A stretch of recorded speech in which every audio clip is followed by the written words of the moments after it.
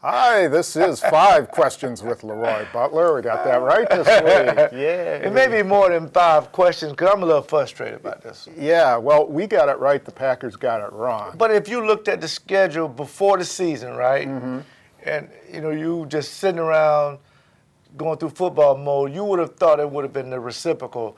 They would have lost to New England and beat Buffalo. Yeah, right. But you would think that's a 2-game stretch that you never know how that would stretch out. But Buffalo went 4-0 against the NFC North. yeah. And isn't that crazy? Yeah, I mean, it that's started crazy. with Chicago, ended with the Packers.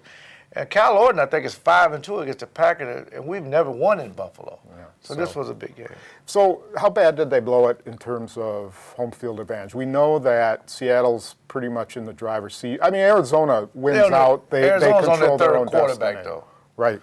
So there's an opportunity there. The only way, so really the main way they can get first is if they win out, Seattle beats Arizona, and then Seattle loses at home to St. Louis.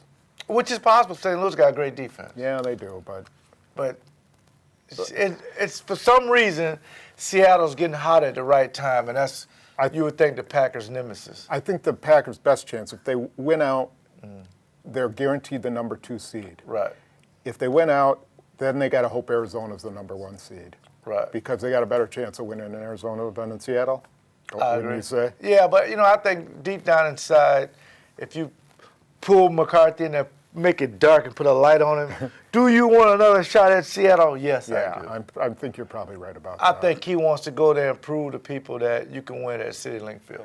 First, you better learn to win at Ralph Wilson Stadium, Good point. though, right? What happened to the Packers? And see, here's the thing about what fans don't see that we see. That's why I love when fans stick around the X's and O's. It wasn't so much of what Buffalo did was the Packers didn't execute. Yeah. In all 3 phases, although I thought the defense played good enough to win, didn't give up a touchdown.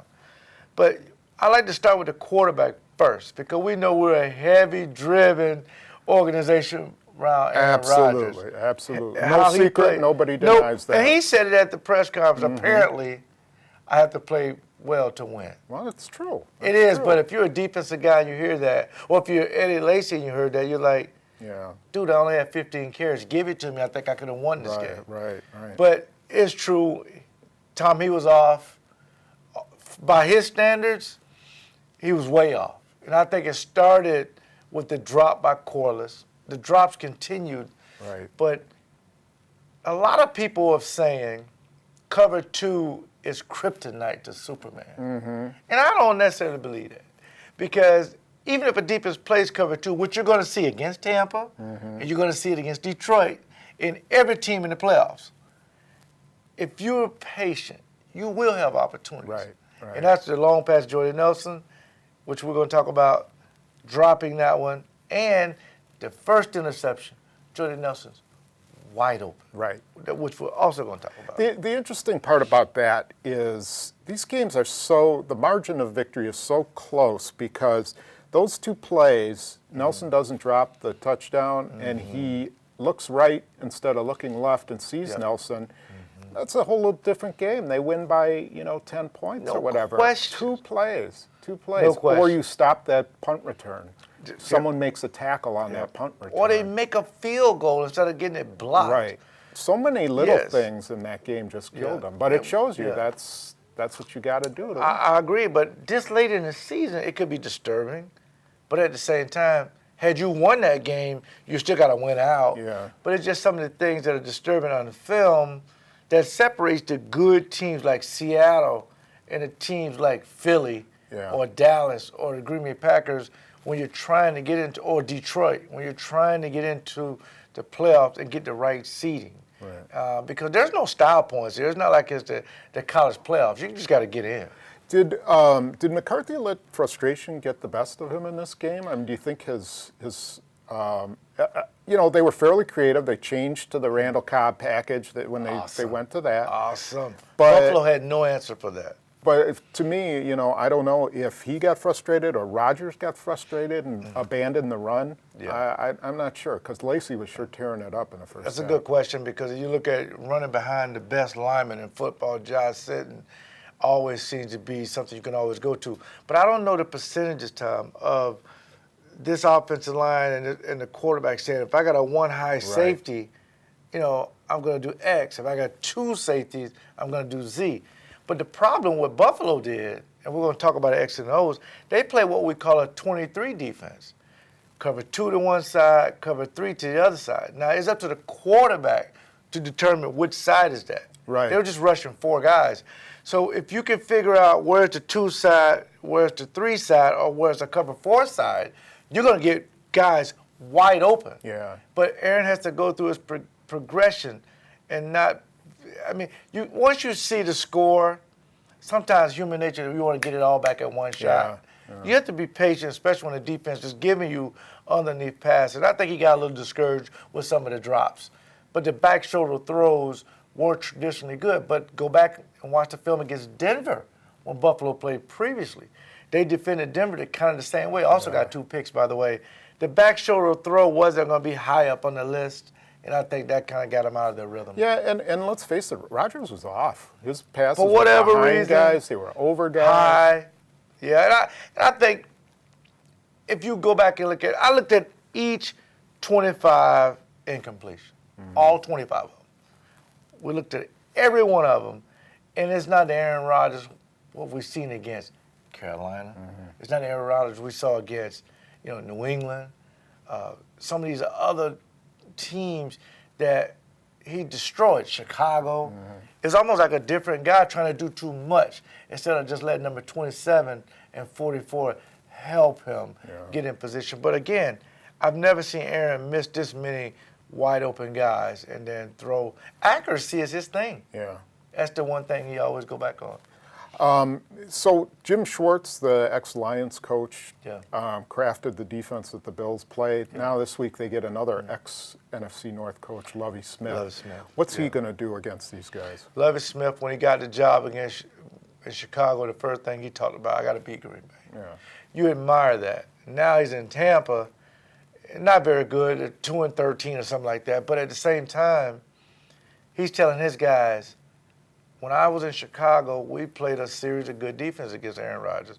He still beat us, but we slowed the rhythm down, as did Buffalo. We're going to play cover 2. We're going to mix in some pressures, and we're going to make them get out of their rhythm. Hopefully we can force them to do mistakes. Because remember, you don't need a bunch of Pro Bowlers to play cover 2 or 3. Yeah. You just need guys to go to their spots and play good, sound defense and be physical with the receivers. And I think that's a good recipe if you want to slow this offense down. A little bit of a misnomer about Lovie is that, about his defense, is that oftentimes they would bring a safety up on the first or second down to stop the run, and then they get you in third down, they're playing cover 2, and it's really hard to find something if they get you in third and long. So they have to. Third and long, they're going to rush 3 or they're going to rush 4 with a spy because Aaron is so good, elusive, getting out of the pocket. And they're going to try to funnel everything to the safeties to where they can make plays. Yeah. But again, if the Packers just be patient, go through your progression, it'll be open holes. They didn't lose 12 or 13 games for no reason, but they don't have anything to lose, Tom. They're going to throw the kitchen sink at them, but it'll be a version of cover 2. Instead of the safety going deep, you may see the corner go deep and the safety kind of coming up playing cover 2 for the run support. Right. They do a lot of flip-flopping like that. But again, I don't know if McCoy is going to play. If you're the Green Bay Packers, you still have your destiny in your hand. Oh, yeah, no question. They went out. Yeah. They're the number 2 seed, and they're guaranteed at least the number 2 seed. And that's what Tampa's going to look at this film, and Detroit's going to look at this film and see can they find weaknesses in the Green Bay Packers. But is it a level of concern? I really don't have any concerns. It's just that this late in the season, you want your special teams and your quarterback. Especially, it's always been the defense's fault, but the defense played good enough to win. Well, last thing, Shawn Slocum's under a lot of heat for the special teams play, and McCarthy made a good point. He said, teams are going to see what they did wrong, and they're going to pick away at that in the next couple of games. I mean, that's what teams do in the playoffs. They do look for your weaknesses. So there's a lot of pressure on them to clean that stuff up. Absolutely, and think about this. Special teams are that special. Most guys, that's all you play, special teams. So I expect a level of effort that's beyond the starter. because you're not playing offense, you're not playing defense. Go out there and play great special teams. But if you have to substitute guys on field goal because you don't want them to get hurt, you're going to get a field goal blocked. Yeah. But that's inexcusable. Okay. Will we see Shawn Slocum next year? Is his job on the line?